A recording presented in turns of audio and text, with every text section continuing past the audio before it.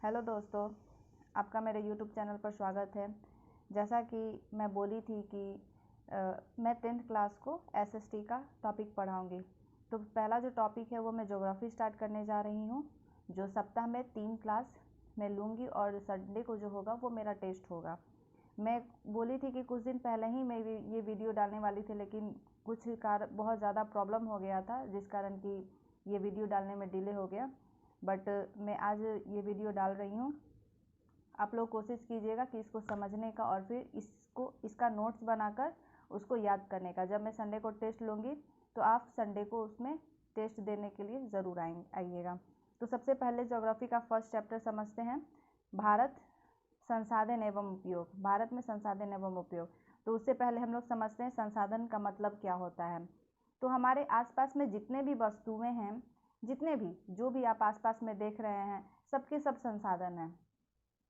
जैसे कि हो जाएगा बेंच, दरवाज़ा, कुछ भी जो भी चीज़ आप देख रहे हैं वो सबके सब संसाधन हो जाएगा। जैसे आपका घर जो भी बना हुआ है मिट्टी से, तो जब तक वो मिट्टी पड़ा हुआ था तब तक वो हमारे लिए संसाधन नहीं था। लेकिन जब मिट्टी से हम लोग ईंट का रूप, मतलब उसका रंग कह रहे हैं, उसका आकार चेंज करके उसके रूप को भी चेंज किए, उसके गुण को चेंज किए और तब जाके उसको ईंट के रूप में कन्वर्ट किए।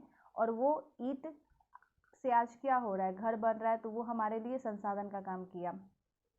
पहले पत्थर जो ऐसे ही पड़ा हुआ रहता था, तो उसको छोटे छोटे पार्ट में कन्वर्ट करके उसको गिट्टी का रूप धारण करके और फिर उससे घर बनाया गया, तो वो हमारे लिए संसाधन हो गया। लेकिन पहले जो पत्थर पड़ा रहता था वो हमारे लिए संसाधन नहीं था। तो जो भी हमारे यूज़फुल हो रही है, जो भी चीज़ हमें सेवा दे रही है, वो चीज़ सारे के सारे वो चीज़ हमारे लिए संसाधन हो जाएंगे। जैसे हो जाएगी बिजली, जो भी हमें बिजली से जो कि पंखा चलता है, बॉल लाइट जलता है, तो ये सारे के सारे हमारे लिए संसाधन हो जाएगा। तो संसाधन आप लोग समझ लिए। अब समझते हैं जिम्मरमैन ने, एक भूगोलविद है, जो उन्होंने कहा था कि संसाधन होते नहीं हैं, बनते हैं।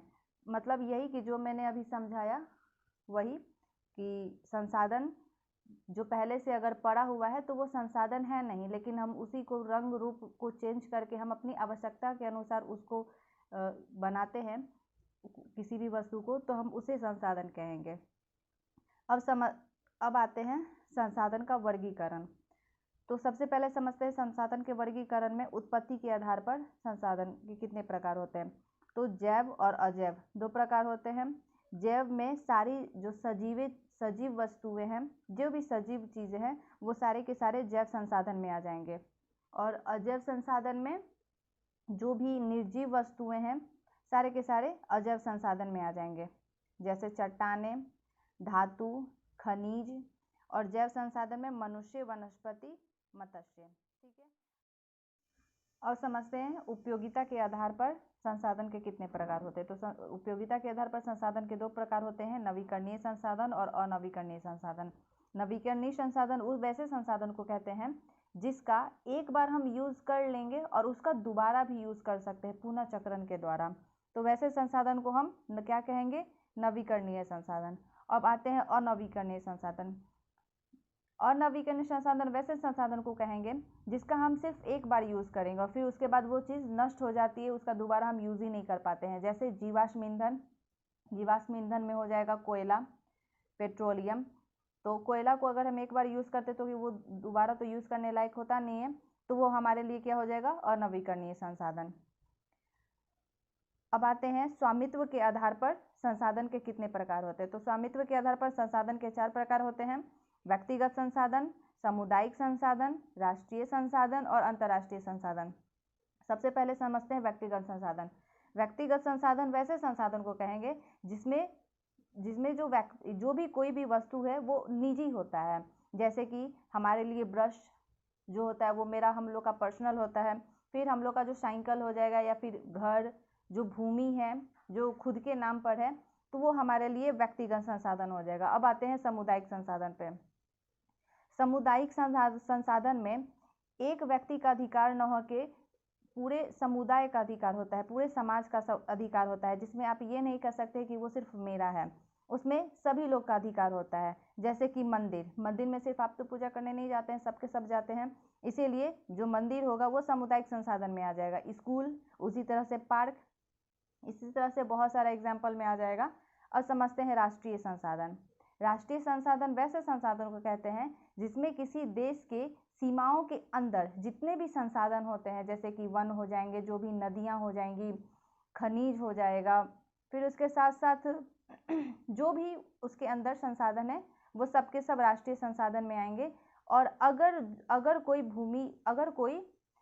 कोई देश का जो भूमि है, सीमा है, वो अगर समुद्र से सटा हुआ है, तो समुद्र के 200 किलोमीटर दूर तक का जो भी संसाधन होगा, समुद्र में जो भी जीव जंतु पाए जाते हैं, और या फिर अगर समुद्र से पेट्रोलियम निकलता है, तो जिस देश के सीमा से 200 किलोमीटर तक सटा हुआ है समुद्र, वो उस देश का उस पर अधिकार हो जाएगा।